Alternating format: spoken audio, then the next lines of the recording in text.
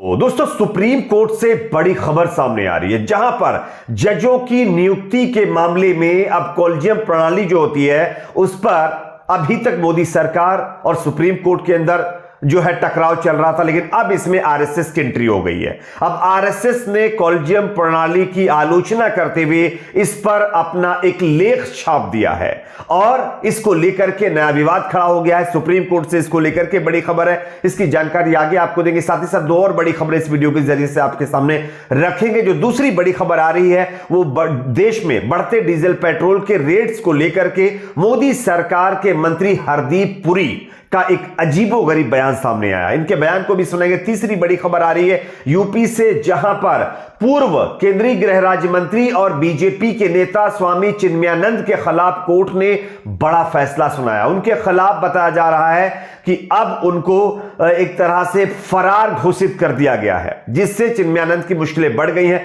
इसकी भी जानकारी आपको देंगे। उससे पहले छोटी सी रिक्वेस्ट करेंगे, इस वीडियो को ज्यादा से ज्यादा लाइक करिए, शेयर करिए। अगर आप इस चैनल पर नए हैं तो सब्सक्राइब करके बेल आइकन को जरूर प्रेस कर लीजिए। बात करेंगे पहली और बड़ी खबर की। आप जानते हैं कि केंद्र सरकार और सुप्रीम कोर्ट के अंदर कॉलेजियम प्रणाली को लेकर के लगातार विवाद चल रहा है।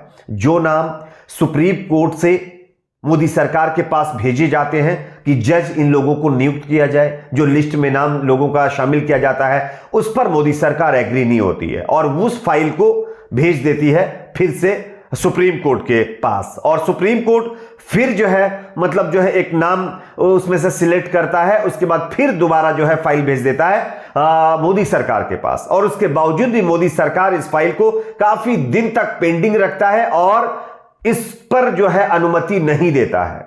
और इसको लेकर के कुछ दिन पहले ही सुप्रीम कोर्ट ने सवाल खड़े किए थे कि अगर इस तरह से सारी चीजें होंगी तो इससे कहीं ना कहीं मामले और भी ज्यादा बढ़ेंगे और जो ये एक तरह से कोर्ट का सिस्टम होता है, कॉलेजियम प्रणाली है, ये कमजोर होती है।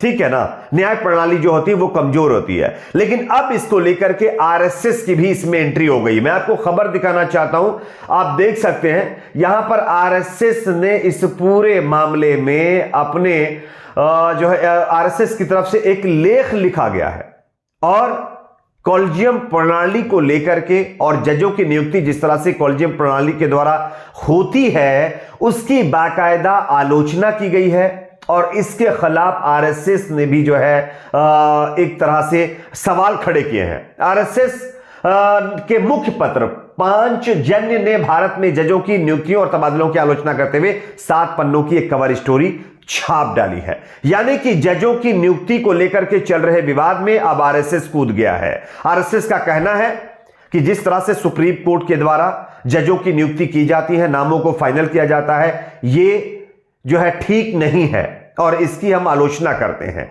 वहीं दूसरी तरफ सुप्रीम कोर्ट में यह प्रणाली काफी दिनों से चली आ रही है, तो कहीं ना कहीं सरकार चाहती है कि उसके मुताबिक कोर्ट में जज नियुक्त किए जाएं और सुप्रीम कोर्ट चाहता है कि हम मतलब हमारे मुताबिक जज नियुक्त किए जाएं। और इसमें यह लड़ाई लगातार बढ़ती जा रही है और इसमें अब आरएसएस की एंट्री हो गई है। फिलहाल देखना होगा कि आगे इसमें क्या होता है, लेकिन सुप्रीम कोर्ट इस तमाम मामलों को लेकर के शायद जो है आरएसएस की जो इच्छा है और मोदी सरकार की जो इच्छा है उस पर बड़ा झटका दे सकता है। बात करेंगे अगली खबर की। अगली बड़ी खबर दोस्तों यहां पर आ रही है, देश में बढ़ते डीजल पेट्रोल के मामले पर अब मोदी सरकार में मंत्री हरदीप पुरी का बड़ा बयान सामने आया। उन्होंने क्या कहा है मैं आपको दिखाना चाहता हूं, पहले आप उनके बयान को देखिए। हरदीप सिंह पुरी ने कहा है कि मौजूदा वैश्विक स्थिति और अंतर्राष्ट्रीय कच्चे तेल की कीमतों के मद्देनजर अन्य देशों की तुलना में भारत की डीजल पेट्रोल की जो कीमतें हैं वो सबसे कम हैं।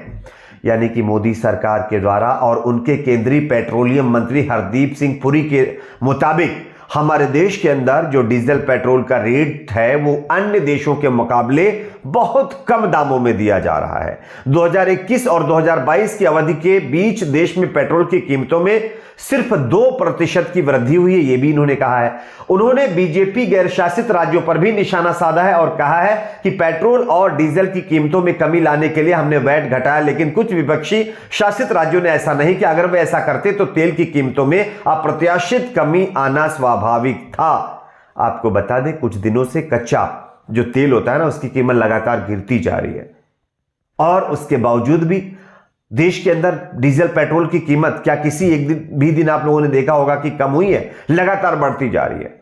शतक लगा चुका है पेट्रोल और डीजल भी उसी के करीब पहुंच चुका है। लेकिन उसके बावजूद भी मोदी सरकार के मंत्री कह रहे हैं कि हमने अन्य देशों के मुकाबले में सबसे कम रेट में डीजल पेट्रोल देश के लोगों को मुहैया करवाया है। अब आपको क्या लगता है दोस्तों, आपके हिसाब से जिस तरह से हरदीप सिंह पुरी जी बता रहे हैं कि अन्य देशों के मुकाबले में उनकी तुलना में भारत में पेट्रोल की कीमतें सबसे कम हैं, क्या इनके इस बयान से आप सहमत हैं? कमेंट सेक्शन में जरूर बताइएगा। एक और खबर की बात करते हैं जो कि यूपी से सामने आ रही है, उत्तर प्रदेश से। उत्तर प्रदेश के अंदर बीजेपी के पूर्व नेता कह लीजिए और पूर्व गृह राज्य मंत्री भी कह लीजिए, जिनका नाम स्वामी चिन्मयानंद है, उनके खिलाफ एक लड़की ने यह आरोप लगाया था कि चिन्मयानंद ने उनके साथ क्या कुछ किया और बाकायदा इसका वीडियो भी बनाया गया था। और इसी मामले पर अब चिन्मयानंद के खिलाफ कोर्ट ने बड़ा फैसला दिया। मैं आपको दिखाना चाहता हूं, आप देख सकते हैं। पूर्व केंद्रीय गृह राज्य मंत्री स्वामी चिन्मयानंद को फरार घोषित कर दिया गया है और गैर जमानती वारंट यानी NBW जारी होने के बाद भी वह कोर्ट में पेश नहीं हुए थे।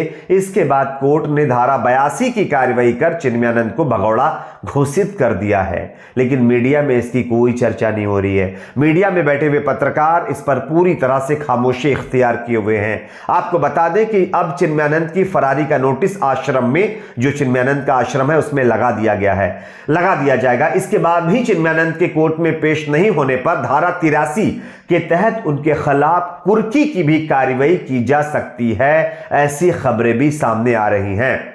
अब चिन्मयानंद को 16 जनवरी 2023 को कोर्ट में हाजिर होना है। बताते चले कि चिन्मयानंद को 16 जनवरी 2023 को कोर्ट के समक्ष पेश होने के लिए खुद कोर्ट की तरफ से नोटिस जारी किया गया है। आपको बता दें कि एक शिष्या ने 2021 में उनके खिलाफ दुष्कर्म का केस दर्ज कराया था। मामले में चिन्मयानंद के वकील की तरफ से छात्रा और उसके दोस्तों के खिलाफ 5 करोड़ की रंगदारी मांगने का केस भी दर्ज कराया गया था। इस मामले में केस दर्ज होने के बाद से लेकर के 2022 तक चिन्मयानंद एक भी पेशी पर कोर्ट नहीं गए हैं। लिहाजा कोर्ट ने इस मामले को गंभीरता से लेते हुए चिन्मयानंद के खिलाफ गैर जमानती वारंट जारी कर दिए हैं।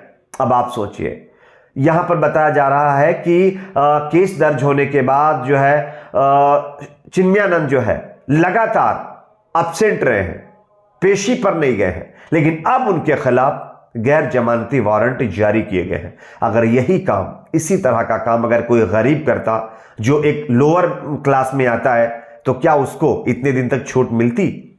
आप लोगों को पता होगा चिन्मयानंद को कुछ दिन तक जेल में भी डाला जा चुका है, लेकिन उसके बावजूद भी ये कोर्ट में पेश नहीं हो रहे हैं। अब इनके खिलाफ जो है इनको फरार घोषित किया गया है और इनके खिलाफ गैर जमानती वारंट भी जारी हो चुके हैं। खैर, आपकी अपनी इस पर क्या राय है जरूर बताएं। वीडियो को लाइक शेयर, चैनल को सब्सक्राइब जरूर करें।